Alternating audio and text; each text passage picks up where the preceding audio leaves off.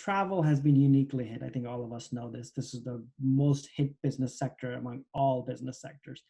So all the challenges the media are just starting to go through, we've been uh, tracking and obviously starting to go through earlier than maybe like a month earlier than everybody else, because we obviously covered the travel industry. We saw what was happening in travel. As soon as it started hitting China, the Chinese travelers that are a huge part of the world's tourism travel economy started drying up. So that gave us a sense that this was going to hit our company uh, pretty badly, as it is for anybody in travel, but it will also generally hit the world and media much more than what people expect. So, uh, not that it gives us tons of advantage, but at least we were on this early in terms of doing hiring freeze and moving our conferences and events that we do. We are in travel, we do events. It hit us in Q1, which historically tends to be a slower quarter for media companies in general. So, we moved our events early from this part of the year to the later part of the year. Who knows what's going to happen there? Um, I do think that I think only now most of the media is realizing that this will, certainly publishers. There's a there's a category for entertainment in general. I think that will continue to do well just because the usage is off the charts. But a lot of media that is not immediately tied to um, covering what's happening and its impact will definitely be affected in a pretty bad way. Obviously, companies like ours, um, in fact, we are having the highest traffic we've ever had at Skift.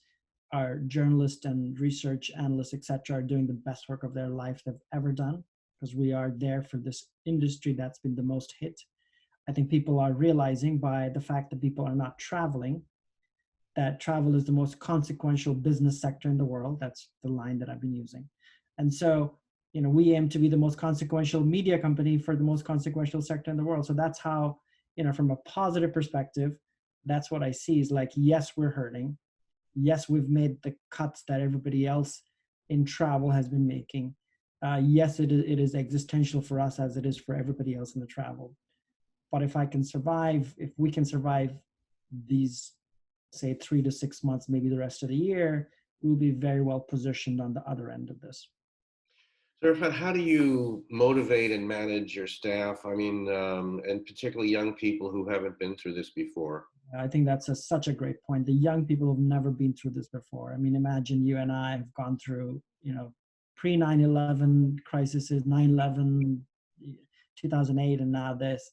Um, I think the way to do it, at least we have, is to be inclusive from the start, which is this is a shared pain for everyone, and there'll be sacrifices needed, and voluntary sacrifices as the first step is, I think, what we did, which I think helped us become more inclusive and listening to the team. And I think that helped a lot. So I would say inclusiveness matters a lot for every age group, and I think for the younger people, that just shows that we're trying as hard as we can. So I think that's been the biggest thing, and really, the quality of work. Continue to make sure that the quality of work that you're putting out for the community that you are serving. For us, it happens to be the travel industry, that you're doing good quality work. So yes, we've made cuts, but we've tried to make sure that editorial, which is the engine for any publishing company, gets affected the least. And that is then the engine that will take us to recovery whenever that comes. So that's how we're thinking about it.